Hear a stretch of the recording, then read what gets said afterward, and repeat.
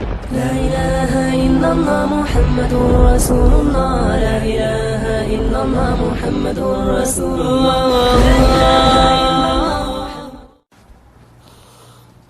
رمضان میں کیسے عبادت کرنا ہے؟ پہلے رمضان کا مطلب سمجھنا چاہیے. رمضان کا مطلب کیا ہے کہ رمضان ایک ایسا بوٹ کیمپ یا تربیتی کیمپ ہے جس میں اللہ تعالی ہم سے چاہتا ہے کہ ہم وہ زندگی گزاریں جو ایک آئیڈیل زندگی ہے ایک مسلمان کے لیے، جس کے اندر ہر لمحہ انسان کوئی بھی کام کرنے سے پہلے سوچتا ہے کہ اللہ تعالی جو ہے کہیں ناراض نہ ہو جائے. اچھا، بہت سارے لوگ جو ہے اس کو اس سطح پر رکھتے ہیں کہ کہیں روزہ خراب نہ ہو جائے.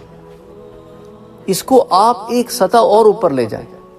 اس سطح پہ نہ رکھیں کہ روزہ خراب نہ ہو جائے، اس سطح پہ رکھیں کہ اللہ ناراض نہ ہو جائے. کیونکہ روزے بھی تو اللہ نے ہی قبول کرنے ہیں نا. روزوں کو بچاتے روزوں کو بچانے کی سٹریس اتنی ہوتی ہے کہ دل کرتا ہے رمضان ختم ہو جائے. لیکن اللہ کو راضی کرو گے اور اس فکر میں لگ جاؤ گے تو پھر یہ فکر تمہاری بعد میں بھی رہے گی. اس لیے پہلے اپنا ذہن صحیح بناؤ کہ میں نے اللہ تعالیٰ کی اطاعت کرنی ہے اور اپنے اندر تقوی پیدا کرنا ہے، کیونکہ یہی رمضان کی روح ہے جو قرآن بیان کرتا ہے. کتب علیکم الصیام، ہم نے تمہارے لیے رمضان فرض کیے ہیں، رمضان کے روزے، کما کتب علی الذین من قبلکم، جیسے تم سے پہلے لوگوں پر فرض کیے تھے. کیوں؟ لعلکم تتقون، تاکہ تم تقوی اختیار کرو، جس کو انگریزی میں کہتے ہیں گاڈ کانشیسنس، کہ ہر وقت تمہارے ذہن میں یہی چلتا رہے کہ میرا رب کیا کہے گا، میرا رب کیا کہے گا. بس ہر لمحہ تمہیں یہی فکر ہو. یہ تقوی ہے. اور یہ تقوی پھر اسٹرینتھن ہو کہ تم اپنے اعمال میں، اپنے افعال میں، اپنی ڈیلنگ میں، اپنی بات چیت میں تم ہر دفعہ یہ چیز تمہارے ذہن میں پہلے آئے پھر دوسری چیز آئے. میں جھوٹ نہیں بولوں گا میرا اللہ ناراض نہ ہو جائے. یہ نہیں کہ صرف روزہ خراب ہو جائے، اللہ ناراض نہ ہو جائے. گالی نہیں دوں گا، جھگڑا نہیں کروں گا، چھپ کے بھی گناہ نہیں کروں گا، علانیہ بھی نہیں کروں گا، چھپ کے بھی نہیں کروں گا. جب کوئی دیکھنے والا نہ دیکھ رہا ہو، وہ رب تو دیکھ رہا ہے نا. تو اپنے اندر یہ تقوی اگر انسان پیدا کرے، اور پھر اللہ تعالیٰ نے جو مجھے ایک نظام دیا ہے اس نظام کے مطابق زندگی گزاروں گا. نمازیں پڑھوں گا اور وقت پر پڑھنے کی کوشش کروں گا، اور جہاں تک ہو سکے باجماعت نماز ادا کرنے کی کوشش کروں گا. عبادت میں زیادتی کروں گا. قرآن کریم پڑھوں گا، بے شک اٹک کے بھی پڑھ رہا ہوں تو تھوڑا بہت تو پڑھوں نا. قرآن کریم کو سمجھ کے بھی پڑھنے کی کوشش کروں گا. مختلف زاویے ہیں نا. اگر آپ کے پاس وقت ہے اور آپ تراویح میں شامل ہو رہے ہیں تو جو سپارہ امام رات کو پڑھے گا وہ پارہ گھر سے پڑھ کے جاؤ. پھر کھڑے ہوگے تو ہو سکتا ہے کچھ باتیں تمہیں سمجھ میں بھی آنے لگ جائیں کہ ارے یہ تو میں نے پڑھا تھا نا گھر میں، امام اب یہ آیت پڑھا ہے. تو اب تھوڑے سے آپ کو تراویح میں صرف کھڑے نہیں ہو، کانسنٹریٹ کر رہے ہو تراویح میں. تو اس طرح جو ہے آپ کو تراویح پڑھنے کا مزہ بھی آئے گا. وَإِذْ قَالَ رَبُّكَ لِلْمَلَائِكَةِ إِنِّي جَاعِلٌ فِي الْأَرْضِ خَلِيفَةً. یہ تو آدم علیہ السلام کی تخلیق کی بات ہو رہی ہے. تو اس طرح آپ اس سے لنک کر سکیں گے. يَا أَيُّهَا النَّاسُ اتَّقُوا رَبَّكُمُ الَّذِي خَلَقَكُمْ وَالَّذِينَ مِن قَبْلِكُمْ. یہ تو سورہ بقرہ کی شروع کی آیات پڑھی جا رہی ہیں، اس میں بتایا جا رہا ہے کہ اے لوگوں، اللہ تعالیٰ ہم سے بات کر رہا ہے. یا ایھا الناس اتقوا ربکم الذی خلقکم، اس رب سے تقوی اختیار کرو، ڈرو اس رب سے جس نے تم سب کو بنایا ہے. ڈرو اس چیز سے کہ گناہ نہ کرو، کہ کہیں پکڑے نہ جاؤ. اس طرح آپ جب سنیں گے تلک الرسل فضلنا بعضهم على بعض، آپ کہیں گے او ابھی تو تیسرا پارہ شروع ہو گیا ہے. کاف ہا یا عین صاد. سورہ مریم کی ابتدا ہو رہی ہے. الحمد للہ الذی انزل علی عبدہ الکتاب ولم یجعل لہ عوجا. سورہ کہف پڑھی جا رہی ہے. سبحان الذي أسرى بعبده ليلا من المسجد الحرام إلى المسجد الأقصى. مسجد اقصی کا ذکر آ رہا ہے. یہ سورۃ الاسراء ہوگی, سورہ بنی اسرائیل. تو آپ لنک کر رہے ہیں, قرآن سے جڑ رہے ہیں آپ. موسیٰ علیہ السلام کا کہیں ذکر آ رہا ہے, کہیں ہارون علیہ السلام کا ذکر آ رہا ہے, کہیں عیسیٰ علیہ السلام کا ذکر آ رہا ہے. تو قرآن سے جڑو, پھر دیکھو کیا مزہ آتا ہے, کتنا مزہ آتا ہے. پھر مزہ آئے گا, ہے اس طرح مزہ آئے گا. پھر تو کوشش کرو اگر کر سکتے ہو. دیکھو رمضان میں ہر جگہ پر تو اسکیجول میں کمی نہیں ہوتی. میں نے سنا ہے, میں کافی عرصہ ہو گیا عرب ممالک گئے ہوئے, 20 سال سے بھی زیادہ ہو گیا, کہ وہاں پر وہ تخفیف کر دیتے ہیں آورز میں.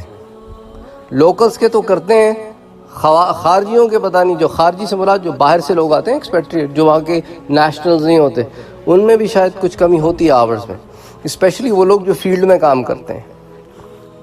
تو اگر آپ ایسے سیٹ اپ میں نہیں رہ رہے جہاں پہ جاب آورز میں کمی نہیں ہے, تو فقرؤ ما تیسر من القرآن, جتنا آسانی سے پڑھ سکتے ہو پڑھ لو.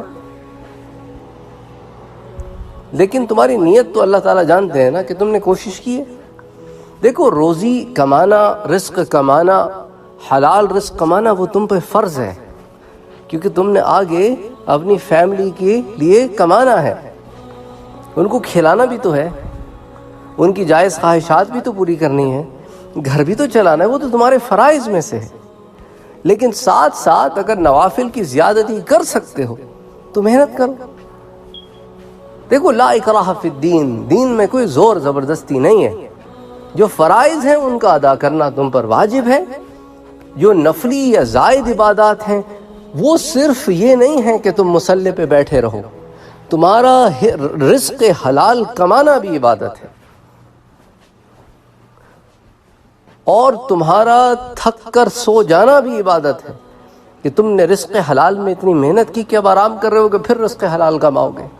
لیکن ان تمام فرائض میں جو اللہ کے حقوق ہیں ان کو بھی ادا کرنا ہے. تو بہرحال آپ کا ایک سکیجول ہے, آپ اس کے لحاظ سے اس کو بیلنس آؤٹ کریں. اچھا رمضان جب سمر میں آتا ہے نا, گرما میں, تو کہیں کہیں روزے 20-20 گھنٹے کے ہوتے ہیں. 4 گھنٹے میں انہوں نے عشاء بھی پڑھنی ہے, تراویح بھی پڑھنی ہے, انہوں نے سحری بھی کرنی ہے, افطاری بھی کرنی ہے, فجر بھی پڑھنی ہے. 3-4 گھنٹے ہوتے ہیں ان کے پاس بس. اب ہم یہاں پہ جن علاقوں میں رہتے ہیں وہاں پر 17 گھنٹے 18 گھنٹے کے قریب بھی روزہ چلا جاتا ہے. تو اب 17-18 گھنٹے کا مطلب یہ ہے کہ جو اچھا عشاء بھی ہوتی ہے رات کو 10 ساڑھے 10 بجے عشاء ہوتی ہے, وہ تراویح کر کے آتے ہیں 12:30-1 بج جاتے ہیں. 2:30 بجے اٹھو سحری کے لیے. اچھا 2:30 بجے سحری کے لیے اٹھو تو پھر بہت سارے لوگ کیا کرتے ہیں کہ وہ جب آتے ہیں وہ تب کھا کے سو جاتے ہیں, پھر فجر پہ اٹھتے ہیں, فجر کی نماز پڑھتے ہیں, پھر تھوڑا سو جاتے ہیں. تو 1-1.5 گھنٹہ ادھر سو گئے, 1-1.5 گھنٹہ ادھر سو گئے, پھر جاب پہ چلے جاتے ہیں, جاب سے آ کے پھر 2-3 گھنٹے ادھر سو گئے. تو ایسے کر کے قسطوں میں نیند وہ پوری کر لیتے ہیں اپنی. تو بہرحال ہر ایک اپنے اسکیجول کو ڈفرینٹلی ڈیل کرتا ہے. آپ دیکھیں کہ آپ آسانی سے کیا کر سکتے ہیں, کیونکہ دیکھیں پورا ایسا تو نہیں کر سکتے نا ہم کہ پہلے 10 دن تو لگا دیا اور پھر آخری 20 دن جو ہے وہ ڈھیر ہو گئے. تو آپ نے دیکھنا ہے کہ 30 دن ہم نے کام کرنا ہے, تو اس لحاظ سے اپنے آپ کو بیلنس آؤٹ کریں. کھانے پینے میں احتیاط کریں. یہ پکوڑے شکوڑے تلن ولن کی جو چیزیں ہوتی ہیں نا, یہ تلن کی چیزیں اچھی نہیں ہوتی صحت کے لیے. ایسی چیزوں کا استعمال کریں جس سے صحت اچھی رہے.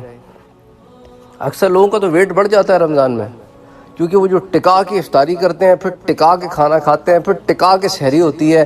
جو روز عام دنوں میں نہیں کھاتے وہ رمضان میں کھاتے ہیں, کہ ادھر تلن میں افطار ہو رہی ہے, پھر زبردست قسم کا کھانا ہے, پھر پراٹھے جو ہے وہ سحری میں کھائے جا رہے ہیں.